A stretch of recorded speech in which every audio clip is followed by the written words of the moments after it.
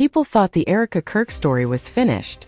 They thought the rumors, the whispers, the strange behavior, the backstage tension, everything would eventually fade like every other political controversy. But tonight, something happened that nobody saw coming. Joe Rogan and Candace Owens, two of the most influential voices in the country, have teamed up. Yes, teamed up to expose a set of shocking claims about Erika Kirk that just blew a crater straight through her public image. This wasn't casual commentary. This wasn't speculation. And it definitely wasn't some light podcast banter. This was a full-on takedown. According to sources who watched the unedited segment *** before it aired, Joe didn't hold back. Candace didn't blink. And the receipts they brought, messages, clips, voice notes, old footage, internal contradictions, were the kind of evidence that makes the entire internet stop mid-scroll. Both hinted that they've been sitting on information * for months, waiting, watching, collecting proof of what they now call Erika's most undeniable lies. When Joe finally said, "People need to know what she really did," everything shifted. The tension snapped. The internet started shaking. Even Erika's strongest defenders suddenly went quiet. Because this time, the accusations aren't coming from anonymous accounts. They're coming from two massive platforms, two people known for exposing hypocrisy, and then came the line from Candace, the one that instantly went viral, the one that left Erika completely silent online. Long before Joe Rogan and Candace Owens went public, something was already brewing behind the scenes. Something dark. Something calculated. Something people inside Tfuza now admit was hiding in plain sight for more than a year. Erika Kirk didn't stumble into controversy. She walked into it with intention. She crafted a polished persona, soft-spoken and harmless, surrounded by loyal supporters who believed she was incapable of deception. But those who worked close enough to her, close enough to see the cracks, knew there was more to her story than she wanted the public to see. It began at a leadership retreat. The very retreat insiders now believe was the start of Erika's unraveling. Witnesses say she arrived different. Her tone was sharper, her confidence inflated, her attitude toward colleagues, especially the women, noticeably changed. She wasn't offering opinions anymore. She was issuing instructions. Even the chief of staff, someone known for his independence, was suddenly taking cues from her. But the bigger red flags came when Erika started inserting herself into strategic decisions she had no authority over. Insiders recall moments when she would look top-level members straight in the eye and say things like, "And why was the chief of staff so quick to align himself with her?" At the time, staffers brushed it off. Maybe she was overwhelmed. Maybe she was trying to prove herself. Maybe the pressure of being connected to a major political organization was getting to her. But then the whispers grew louder. People noticed documents being altered, emails mysteriously forwarded, messages quietly deleted, meetings held behind closed doors with no record of what was discussed. But the moment that truly made insiders suspicious came from one staffer who witnessed Erika in a hallway, whispering frantically into her phone, panic in her voice. The staffer didn't know who she was at the time, but many now believe Erika was referring to Candace Owens. Because around that exact period, Candace had started noticing things. Shifts in messaging, contradictions in statements, unexplained changes to event lineups, and signs that someone inside Tfuza was pulling strings they had no business touching. Candace Owens is known for many things: her bluntness, her confidence, her fearlessness, but above all, she's known for her precision. She doesn't accuse without evidence. She doesn't hint without receipts. And she never digs into a story unless she senses something rotten beneath the surface. Joe Rogan, meanwhile, had been watching from a distance. At first, his concerns were small. Offhand comments from guests, anonymous messages that didn't line up, inconsistencies in Erika's public explanations. But as time passed, a pattern started to emerge. Every time Erika was questioned, something changed. Her story shifted. Her tone softened or hardened. Her memory conveniently blurred. And the lies, they never fit together. Everything escalated when an internal Tfuza memo surfaced, one that directly contradicted a public statement Erika posted just weeks earlier. When Candace's team dug deeper, the red flags multiplied. Mismatched timelines, conflicting emails, and a list of key organizational decisions that appeared to have Erika's fingerprints all over them. All while she publicly claimed she wasn't involved. A former Tfuza coordinator stepped forward with a folder of screenshots. These messages, rumored to be verified by Candace herself, allegedly showed Erika issuing direct instructions to staff, reshaping narratives, pushing false information, and coordinating with someone outside the organization. Someone unexpected. Someone Erika was never supposed to be communicating with. During a private conversation between Joe and Candace, one insider say lasted nearly 3 hours, the two compared notes. What they uncovered wasn't a misunderstanding. It wasn't confusion. It wasn't exaggeration. Joe allegedly obtained an unedited audio recording, a clip that staffers had been too afraid to release. In it, Erika can reportedly be heard contradicting her own public statements, admitting things she publicly denied, and referencing someone she described as asterisk her backup. People close to Erika noticed her sudden silence. No texts, no replies, no social media activity. The chief of staff attempted to shield her, but staffers said he looked terrified, like he knew something massive was about to erupt. The final turning point came when Joe Rogan and Candace Owens agreed to go public together. They did it because the evidence was overwhelming, and the lies were far worse than anyone imagined. Because there is still one major connection, one critical detail, that neither Joe nor Candace has disclosed. When Joe and Candace went public, everything that had been simmering quietly inside Tfusa detonated like a bomb. Erika Kirk didn't just become the center of controversy. She became the core of a wildfire spreading faster than anyone could control. They were hearing evidence-backed accusations from two of the nation's most influential commentators. Inside Tfusa, staff had sensed something was off long before this went public. They never admitted it publicly, but internally, the unease was impossible to ignore. One insider said, "It was like she always knew things she shouldn't know.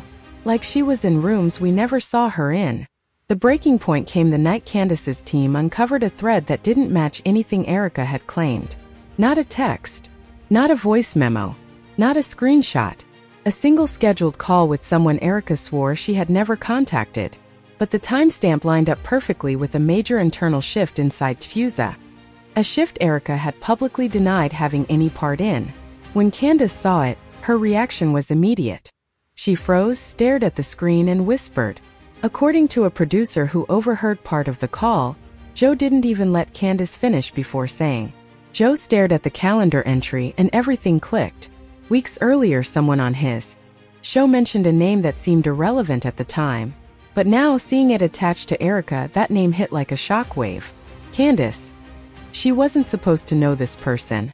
She wasn't supposed to have access to this person. She wasn't supposed to be coordinating with anyone outside her role. Yet the evidence was right there. A documented call she pretended never happened. And that call matched perfectly with a sudden internal shift inside the organization. But that wasn't even the real twist. That was just the spark. When Joe's team dug deeper, they found another call. Same name. 2 weeks earlier. Then a third 2 weeks later. Candace's team lined those timestamps up with internal decisions made at Tfusa, and the alignment was disturbing. Every time Erika spoke to this mystery person, her influence spiked. Her behavior changed. Her confidence surged. Staff began noticing she would enter rooms she wasn't invited to, interrupt conversations, override decisions, and speak on behalf of people who outranked her. When questioned, she kept insisting she had clearance. But clearance from who? No one knew. At least, not until the leaks began. The first leaked message wasn't from Erika. It came from the chief of staff, already under scrutiny. In the message he wrote, asterisk, let her handle it. She already spoke to him. Asterisk. Under pressure, the chief of staff denied everything at first. But insiders say he eventually cracked. He allegedly admitted Erika wasn't supposed to be in contact with the man, but he wanted updates from her directly. And that's when the truth snapped into focus. She was relaying information to an outside figure, someone powerful enough to bypass Tfusa leadership altogether. Someone who wanted updates without anyone knowing. He was secretly communicating with the organization. Joe and Candace confronted the clip live on air without naming him. Joe said, asterisk, when someone outside the organization gives directives, that's not influence, that's control.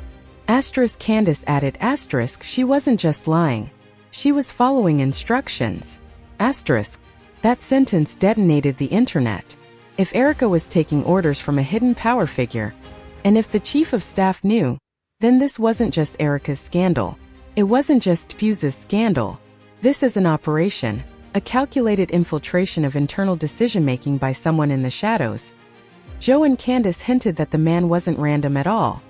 He was high-ranking, influential, and powerful enough that exposing him would change everything. Erika wasn't the mastermind. She was the messenger, the bridge, the one funneling information on his behalf. The reason she lied about timelines, involvement, decisions, and influence? She was protecting the one person she feared more than the backlash. Erika wasn't covering for herself. She was covering for him. And when you learn who he is, you'll understand why. While social media exploded with theories, leaked screenshots, ADHD-level timelines, and frantic reaction videos, something deeper was unfolding behind closed doors. Something Joe, Candace, and the audience didn't know. Joe received a message from a former Fuse consultant, one who had quietly stepped away months earlier. The message was chilling. Up until then, everyone assumed Erika initiated the contact, that she chased influence, inserted herself, or tried to be part of something bigger. But that wasn't true. According to the consultant, the man behind all the directives, the same mysterious he from the voice notes and calendar entries, reached out to her first. Long before the retreats. Long before the messaging changes. Long before anyone suspected a thing. She wasn't selected because she was powerful. She was selected because she was useful, available, unnoticed, disposable, and invisible enough to move quietly while still visible enough to make instructions stick. Joe read the insider's message twice. Candace read it 5 times. Because the consultant wasn't describing manipulation. He was describing recruitment. In that moment, the entire scandal changed shape. This wasn't a case of unethical coordination, or even internal corruption.